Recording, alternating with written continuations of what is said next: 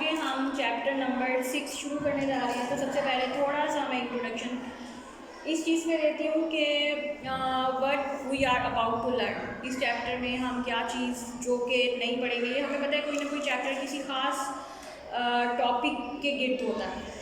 तो अभी तक शुरू से लेकर एंड तक क्योंकि हमने मोशन के बारे में पढ़ा है, linear motion, angular circular motion, projectile motion और उन ऑब्जेक्ट्स के बारे में पढ़ा जो मूव करती हैं तो उनकी स्पीड कितनी होती है, वेलोसिटी कितनी होती है, फिर के सर्कल में मूव करती हैं तो फिर उनकी वेलोसिटी या किस तरह से क्या फोर्सेस हैं जो चाहिए होती हैं। तो आज के हमारे चैप्टर नंबर 6 में हम मूवमेंट ही नोट करेंगे because it's name is fluid dynamics, लेकिन यहाँ पर स्पेसिफिकली इस पूरे चैप्टर में हम फ्लूइड्स को डिस्कस करेंगे, फ्लूइड्स को विद देयर मोशन। फ्लूइड क्या होता है, मतलब हमें पता है कि मोस्टली मैटर की 3 ही स्टेट्स होती हैं, सॉलिड, लिक्विड एंड गैसेस। तो स्पेसिफिकली अब हम इस चैप्टर में सॉलिड की जौन सी स्टेट डिस्कस करेंगे वो होगी फ्लूइड। अब लेकिन हमने क्योंकि फ्लूइड की प्रॉपर्टीज़ को पढ़ना है, उनकी सारी फिजिकल प्रॉपर्टीज़ पढ़ेंगे कि अगर कोई लिक्विड फ्लो करता है,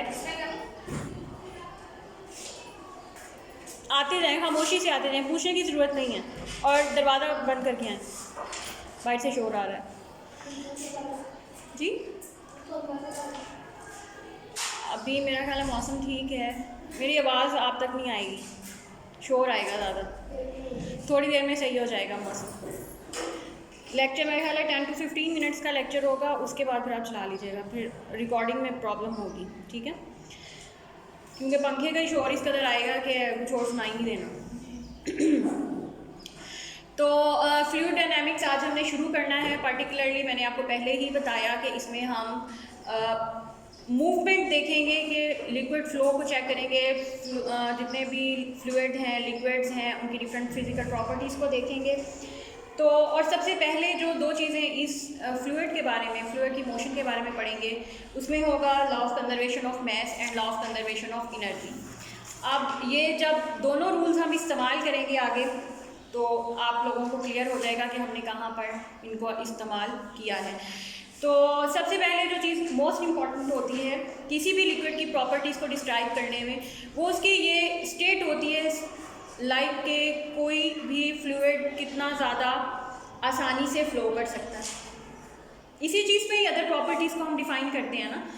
तो अब सबसे पहले आपको किसी भी फ्लूइड की विस्कोसिटी का पता होना चाहिए। विस्कस का मतलब, लफ्ज़ी मतलब होता है चिपचिपाहट। और किसी भी कोई भी फ्लूइड आप ले लें तो हम सबसे पहले देखते यही हैं कि आया कि वो गाढ़ा है, पतला है, क्योंकि इस चीज़ के ऊपर उसकी अदर फिजिकल प्रॉपर्टीज़ डिफाइन होंगी।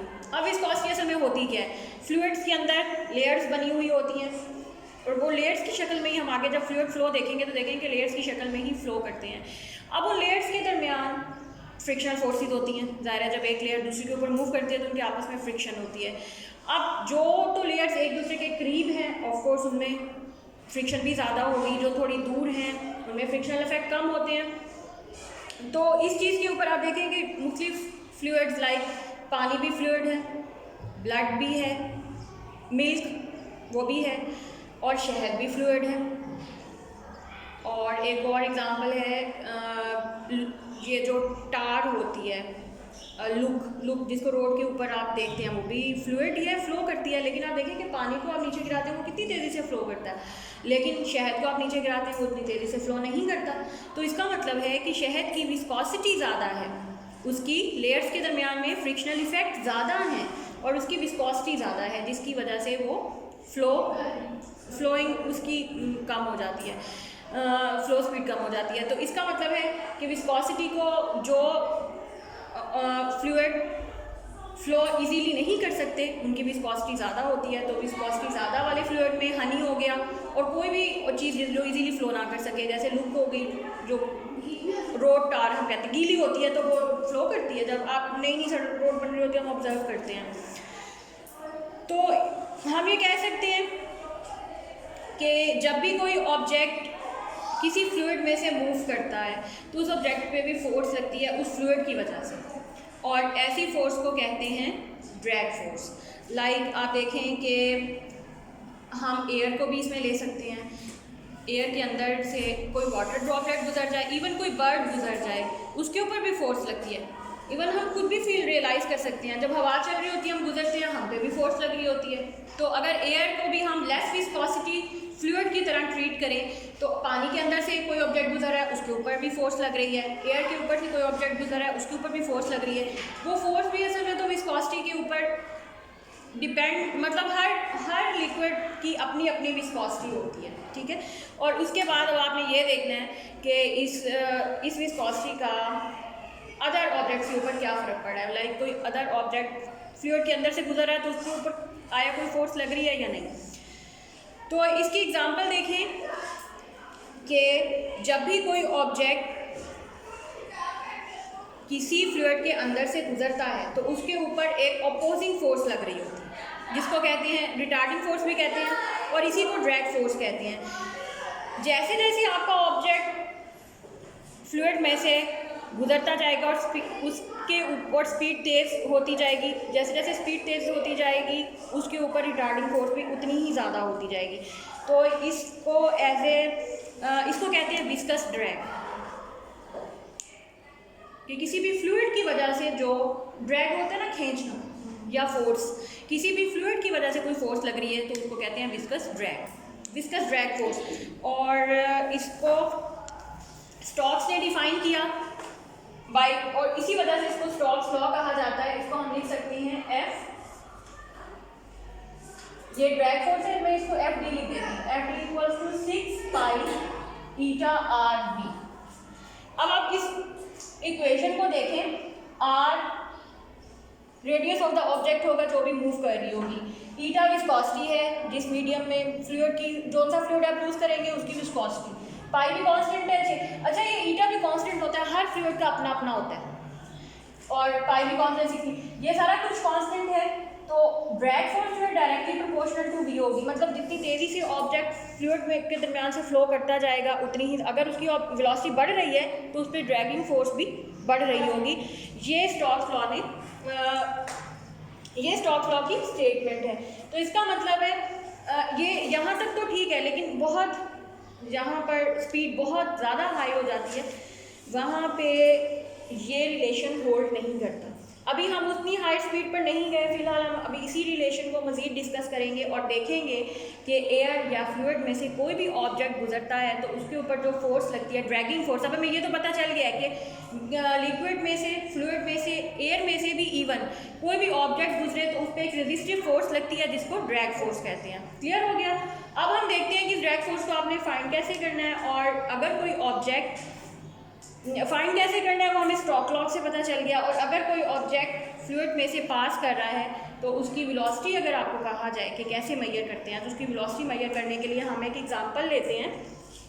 लेट्स कंसीडर, अच्छा बारिश होती है, बारिश के बाद क्या होता है, हम बाहर निकलते हैं अक्सर, तो इवन अब बारिश नहीं हो रही but still we feel wet, कि पानी है कुछ और वो हम इवन फील भी करते हैं, हमारे फेस पे भी लग रहा है, गीला गीला सा फील हो रहा है। तो अच्छा, अब वो जो वाटर ड्रॉपलेट है ना बारिश का, मैं उसको कंसीडर करती हूँ। फॉर एग्जांपल के बारिश के बाद जो बारिश का कतरा है वो नीचे की तरफ इस तरह आ रहे होते हैं ना, वेट की वजह से उनकी शक्ल होती तो पूरा सर्कुलर हम शेप कंसीडर करते हैं, लेकिन वेट की वजह से वेट क्योंकि नीचे की तरफ अमल कर रहा है, ड्रैगिंग फोर्स ऊपर की तरफ अमल कर रही है, तो वेट क्योंकि ज़्यादा होता है तो रेन ड्रॉप की शेप थोड़ी चेंज हो जाती है। ठीक है, वैसे तो हम इसको ड्रॉप की तरह, कतरे की तरह, एक सर्कल सफ़ियर की तरह ही ट्रीट करते हैं। अच्छा, फॉर एग्जांपल अब ये बारिश का कतरा है जो कि हवा के अंदर सस्पेंडेड है या फ्लो कर रहा है। अब क्या होगा, लेट्स सपोज कि ये अपने वेट की वजह से ज़ाहिर है अर्थ की तरफ आएगा, नीचे की तरफ आ रहा होगा, लेकिन हमें पता है कि अब जिस भी एयर में से गुजरेगा इसके ऊपर ड्रैगिंग फोर्स भी लग रही है, तो हम इसको ये लिख सकते हैं, अब क्योंकि ये इसकी मोशन डाउनवर्ड है, so we can write the equation equation of force. हम इसमें जो फोर्सेस लगी है उसकी इक्वेशन लिख सकते हैं कि नेट फोर्स कितनी होगी, नेट फोर्स वेट जो इतना होगा माइनस ड्रैग फोर्स। ये नेट फोर्स आपके पास आएगी और इधर ही फ्लो करेगा। अब हमें पता है कि क्योंकि ये वाटर ड्रॉपलेट नीचे की तरफ आ रहा है तो वेट इसका होगा mg माइनस ड्रैगिंग फोर्स है वही जो स्टोक्स लॉ ने दी थी 6 पाई ईटा आर वी। अच्छा अभी मैं फिलहाल इतना लिखती हूँ। अब कोई ना कोई एक ऐसा पॉइंट आएगा जहाँ पर वेट और ड्रैग फोर्स आपस में बराबर हो जाएंगे। जब वेट और ड्रैग फोर्स बराबर हो जाएंगे तो नेट फोर्स 0 हो जाएगी, खत्म हो जाएंगे ना ये दोनों क्वांटिटीज। अच्छा अब उस वक्त भी रेन ड्रॉप क्योंकि फ्लो कर रहा हुआ होगा तो किसी ना किसी वेलोसिटी से ही मूव कर रहा होगा ना। उस वक्त जो रेन ड्रॉप की वेलोसिटी होगी उसको मैं कहूँगी वी, और ये मैं इसको v के साथ एक छोटा सा सब्सक्रिप्ट लगा देती हूँ जो ये शो करेगा कि इस वेलोसिटी को टर्मिनल वेलोसिटी या vt कहते हैं। ये कब होगा? जब वेट और ड्रैगिंग फोर्स आपस में बराबर और नेट फोर्स 0 हो जाएगी। उस वक्त भी रेन ड्रॉप जिस वेलोसिटी से मूव कर रहा हुआ होगा उसको कहेंगे टर्मिनल वेलोसिटी और vt से उसको रिप्रेजेंट करेंगे। अच्छा जी, इसके बाद अब हम vt को मालूम भी कर सकते हैं। अब नेक्स्ट टास्क है कि वो vt आखिर है क्या। तो इसके लिए हम कंसीडर करते हैं, इसको लिख लेते हैं mg equals to 6 pi eta R vt। अब यहाँ से मुझे चाहिए vt को एक तरफ करें, दूसरी तरफ आ जाएगा mg 6 पाई ईटा आर। अच्छा अब इसमें हम क्योंकि वाटर ड्रॉपलेट हमने स्फेरिकल शेप का लिया था और वॉल्यूम ऑफ द स्फीयर हमें पता है क्या होता है 4/3 pi r cube, where r is the radius of the water droplet. और अब हम इसको डिफाइन कर सकते हैं as density defined as mass per unit volume, मास पर यूनिट वॉल्यूम, और ये मास और इसके साथ वॉल्यूम जो मैंने यहाँ पे लिखा है volume of the sphere 4/3 pi R cube. और इसको मैं लिख सकती हूँ, यहाँ से मैं मास को कैलकुलेट कर सकती हूँ। This implies that mass of the rain droplet m equals to 4/3 pi R cube और साथ रॉ ये आ जाएगा। इसको मैं यहाँ पुट करूँगी और ये आपके पास 4/3 पाई आर क्यूब रॉ एक साथ ये g divided by 6 pi eta R. अब ये देखेंगे ये r इस क्यूब से कैंसिल और यहाँ पे स्क्वायर बच जाएगा ना, इधर मैं साथ साथ नोट करती जाती हूँ। और ये 3 यहाँ से यहाँ आ जाएगा तो अब 2 3। अब देखें पाई से भी पाई कैंसिल, अब जो जो चीज़ें बचेंगी 2 raw g r square divided by 9 eta and this is terminal velocity of the rain object. यही है जी, यही है 2 r स्क्वायर 0/9 ईटा। अब इसमें देख लें कि डेंसिटी ऑफ वाटर या डेंसिटी ऑफ एयर जो भी आप इस्तेमाल करेंगे वो कांस्टेंट है। रेडियस ऑफ द ड्रॉपलेट अगर आपके पास हो आप वो पुट करें, g भी कांस्टेंट है, ईटा भी कांस्टेंट होगा, विस्कोसिटी आपको दी जाएगी, सारी वैल्यूज पुट करें तो आपके पास रेन ड्रॉप की टर्मिनल वेलोसिटी आ जाएगी। और कितनी आएगी अब उसको देखने के लिए एग्जांपल 6.1 देखें। ये फार्मूला यहाँ पे लिखा रहने देती हूँ और हम एग्जांपल करते हैं। भी नहीं चाहिए, एग्जांपल 6.1 देखें।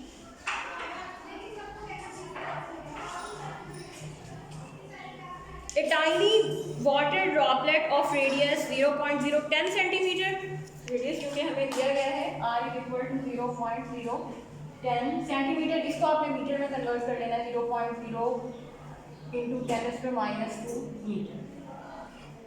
डिसेंड्स थ्रू एयर, डिसेंड्स का मतलब है नीचे आना, एयर के थ्रू नीचे आ रहा है फ्रॉम ए हाई बिल्डिंग।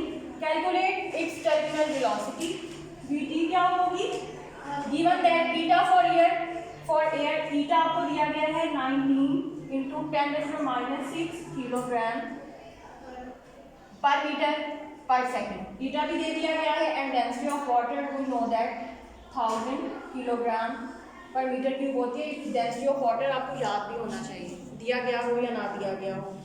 तो अब आपने सारी वैल्यूज फार्मूला लिखा हुआ है मैंने सारी वैल्यूज यहाँ इस फार्मूले में पुट करनी है। Let's call it equation number 1। So it will represent terminal velocity 2 multiplied by 1000 multiplied by 9.8 multiplied by r, ये वाला r 0.010 इसका square divided by 9 eta 19 into 10⁻⁶। और इसके बाद आप इसको कैलकुलेट करेंगे तो टर्मिनल वेलोसिटी आ जाएगी 1.1 मीटर पर सेकंड। इसको कैलकुलेट करके आप अगले दिन मुझे बताया भी करें कि आपका आंसर आ भी गया, कैलकुलेशन में कोई मसला तो नहीं हुआ आप लोगों को, ठीक है। तो आज के लिए आई थिंक काफ़ी है।